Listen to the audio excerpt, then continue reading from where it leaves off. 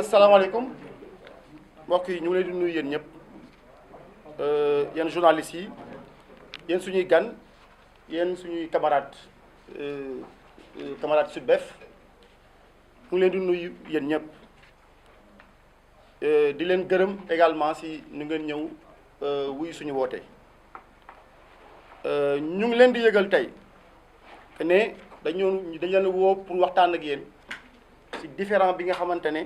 moo dox suñu diggante ak direction générale bu CBAO donc ñu leen di xamal depuis ñun ñu fal ñu comme délégué du personnel bu CBAO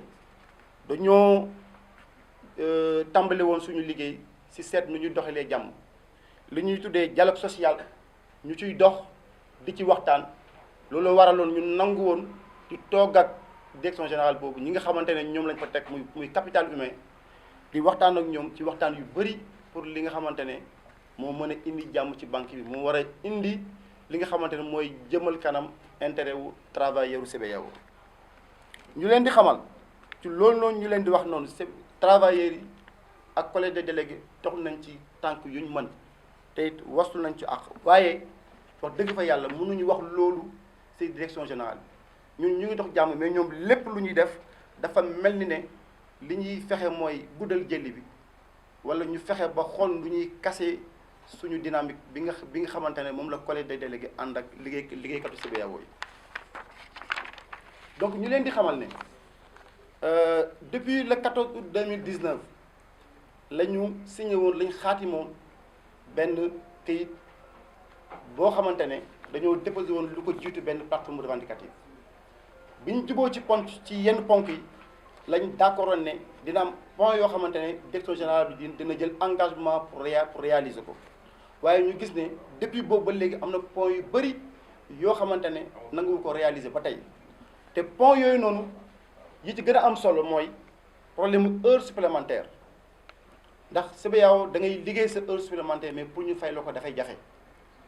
ak li ñu tuddee le mode de paiement de la prime de résultat maanaam prime de résultat boobu ni ñu koy fayee dafa jaaduwul si suñu gisin donc looloo waral ñu jàpp ne ñoom dañoo def li nga xamante ne mooy signé ak benn xaatim ak collège des délégués ba pare bañ ko respecté te loolu ñëpp xam nañ ne yoon daf koy tere loo signé donc ko war a respecté loo leer na lii mënoo ko waruloo ko signé bu loolu weesoo également ñu leen di xamal ne depuis décembre 2020 lañ leen jébbaloon benn plateforme revendicative boobu noonu point yi ci nekkoon mooy point yi ma leen di citer bu ci jiitu mooy la mise en œuvre de l'ouverture du capital au personnel nu ñuy fexe ba personnel bi dugg ci capitalu banque bi loolu ñu leen di xamal ne ñoom ñoo ko waxoon PDG wu groupe bi bu groupe Attijari Wafa Banque moo ñëwoon foofu en 2008 bi ñuy fusionné moom moo ko fa waxoon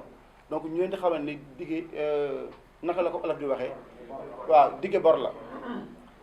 poñ bu ci topp mooy lu ñuy tuddee relèvement du taux de la prime de résultat maanaam prime bi ñuy fay ñu wax leen ne nañu yokk taux bi jëlee ko 5 yóbbu ko 8% loolu ñu leen di xamal ne banque yu bëri am nañ ko ba mu def CBAO te leen naatable wu leen ne CBAO mooy la première banque au Sénégal donc poñ yooyu nag dañ cee bëgg a dolli yenn poñ yoo xamante ne lu ñuy tuddee ay réclamation maanaam loo xamante ne code du travail daf ko bind wala convention collective des banques daf ko bind wala muy décret présidentiel bref muy loo xamante ne yoon moo ko fi teg te ñoom ñu bañ ne duñ ko respecté donc ñu leen ci limal quelque ndax poñ yi dafa bëri lool poñ yoo xamante ne direction générale bi daf ko bañ a respecté dafa bëri waaye ñu leen di citer kenn lu ñuy tuddee non application des termes du décret présidentiel portant sur les IPM maanaam IPM dañu wax ne ni góor mënee jël en charge jabaram ak doomam léegi noonu la jigéen mënee jël en charge jëkkër ak doomam fii ñuy waxee yéen ba tey dañ ko bañ am na ay jigéen yoo xam ne dañoo am ay jëkkër yu feebar yu tëdd mënuñ jóg ñu indi leen ay factures ñu bañ ne duñ ko jël. beneen poñ bu ñu leen ci mën a citer mooy ay heures supplémentaires ak ay prime de résultat yoo xam ne nuñ ko fay respecté wul yoon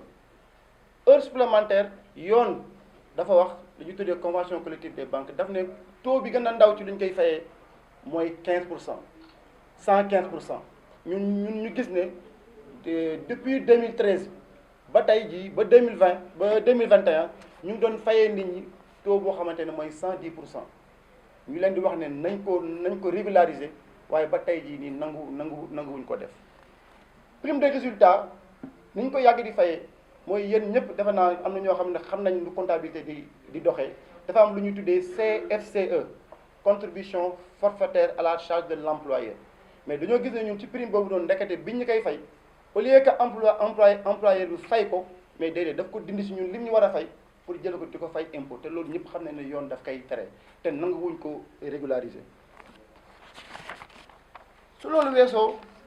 ñu gis ne tamit dafa am lu ñu tuddee harcèlement maanaam dafa am ay kilifa yoo xamante ne dañ faa nekk dañuy nootal ñi nga xamante ne ñoom ñoo leen féete suuf di leen harceler ci loo xamante ne dañuy wax ñu ne leen li ñuy wax ànduñ ci wala ñuy réclamer seen droit ñu bëgg leen cee harceler. ñuy laaj également contrat bi nga xamante ne ñu ñuy tuddee des expatriés marocains ñu gis ne depuis ñu fusionné ba léegi dañuy jógee Maroc di fi ñëw te ku fi ñëw avantage yi ngay am jéggi dayo boo xamante ne CBAO pour mu def résultat problème la wala bu ñu gisee ca résultat ba daanaka lu ci ëpp te résultat bi su ñoom lay dugg ci seeni logement ci seenu oto ci seeni avantage yeneen yi nga xamante ne tey buñ ko fi doon tudd duñ fi mën a jógee. ñu leen di xamal également ne frais médicaux yi kenn xamul naka lay doxee CBAO da ngay am sa njaboot ñu feebar nga dugg ci benn hôpital nga ñëw génn danañ yónnee prise en charge bi waaye weer ba ca topp buñ ko daggee rek soo deful nag sa salaire li ciy des du bëri. ñu gis ne tamit ñun dañoo nekk CBAO di fa liggéey waaye suñuy compte yi nga xamante suñuy compte la ñun mënuñ cee dugg wax ji nag yéeme na xëy na sax nit ñi duñ ko mën a xam mais ñun ñiy liggéey CBAO ku ñu woo nañu xoolal ma sa compte mën nañu ko xool client bu ñuy defar crédit wala ñu ci suñuy liggéey ñu lay am lu ñu la defar mën nañoo xool sa compte waaye ñun ñiy liggéey ci biir banque ba wallahi suñuy compte fii ñuy wax yéen mënuñ koo xool mënuñ cee dugg lu ko waral nag kenn xamu ko waaye daal liñ ci mën a xam mooy loolu day wane ne direction générale nekkul amuñ kilifa boo xamante ne day waxtaan ak nit ñi mais dañoo am kilifa yoo xamante ne lu leen neex la ñuy def bu ñuy def dara duñu yëgle duñu tàggoo duñu waxtaan ak kenn moo tax ñu def loolu mu nekk forcing parce que tey ñun ku ci bëgg a xool sa compte boo jëlu sa téléphone bii jéem a xool nooy duggee ci internet bi connecté wu CBAO mobile sa compte boobu doo ci xam lenn. ñuy gis ne tamit loolu ñuy tuddee école des cadres ñoom ñoo ko fa créé woon ne ku bëgg a dugg cadre foofu ngay jaar waaye ñu gis ne fan yii ñu jógee dañoo recruter ay xale yu ndaw yoo xamante ne ci école de formation yi lañ jógee ñenn ñi sax ñun ñii am na ñu ciy jàngal ñu gis ne ñooñu noonu dañ leen a jël def leen cadre te loolu du dëgg du yoon ñu gis fa ñi nga xamante ne ay borom xam-xam yu mag lañ ay kilifa yu mag nekk sa banque ba di fa liggéey ay at te nangu wuñ leen a dugal cadre ñenn ñi sax convention collective des banques moo ne ca bërëb ba ñuy liggéey normalement rang bu ñu war a yor mooy cadre ñoom ñu bañ a dugal doonu cadre jël ay xale yu doon def leen cadre dafay wane ne rek suñu direction générale nekkul koo xamante ne dafay respecté yoon mais dafa nekk koo xamante ne lu ko neex lay def. donc fi ñuy mujjee mooy dañoo gis ne marché yu bëri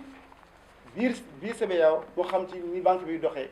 yéen yi nga xam ne ci cadre liggéey bi la au lieu ñu jox ko ay entreprises yu nekk Sénégal dañ leen di jéggi dem wuti ay entreprises yoo xamante ne Maroc lañ nekk di leen ko jox te loolu ñëpp xam nañ ne dafay suuxal économie yu Sénégal. donc fonds yooyu noonu moom lañ jëloon xaatimoon ko booleeg li ñu naqari yëpp dem jëbal ko fi ñuy woowee direction générale du travail et de la sécurité sociale nga xamante ne ñoom ñooy suñuy kilifa. bi ñu leen ko joxee nag wax dëgg yàlla jiw wasu lañ ci àq woo ñu waxtaan waaye pexe amul ci loolu lañ ñu jox kayit bi nga xamante ne moom la ñuy tuddee attestation PV de non conciliation ci lañ jël ñun dugal suñu préavis de grève ñu ngi ko dugal depuis le 14 février donc mu war a daw ci diirab fanweeru fan maanaam 30 jours donc maanaam 16 mars jotee ñun liggéeykatu CBAO buñ amul pexe ci lii bu ñu nanguwul tontu ci lii ñu ñaxtu danañ dem grève te ñëpp xam nañ ne CBAO lu mu ëmb ci économie Sénégal dafa rëy bu ñu demee grève ñëpp danañ ko yëg moo tax ñuy xamal njiitu réew yi fi nekk particulièrement président Macky Sall ak ministère des finances ñu leen di xamal ne bu ñu demee grève du baax ñu ngi leen di ñaan ñoom ñu ñëw fexe ak direction générale bi ñu am pexe moo tax ñuy xamal l'opinion nationale ak internationale ci conséquences yooyu nga xamante ne mën na fee am bu CBAO demee grève ci suñu koom-koomu réew baax na.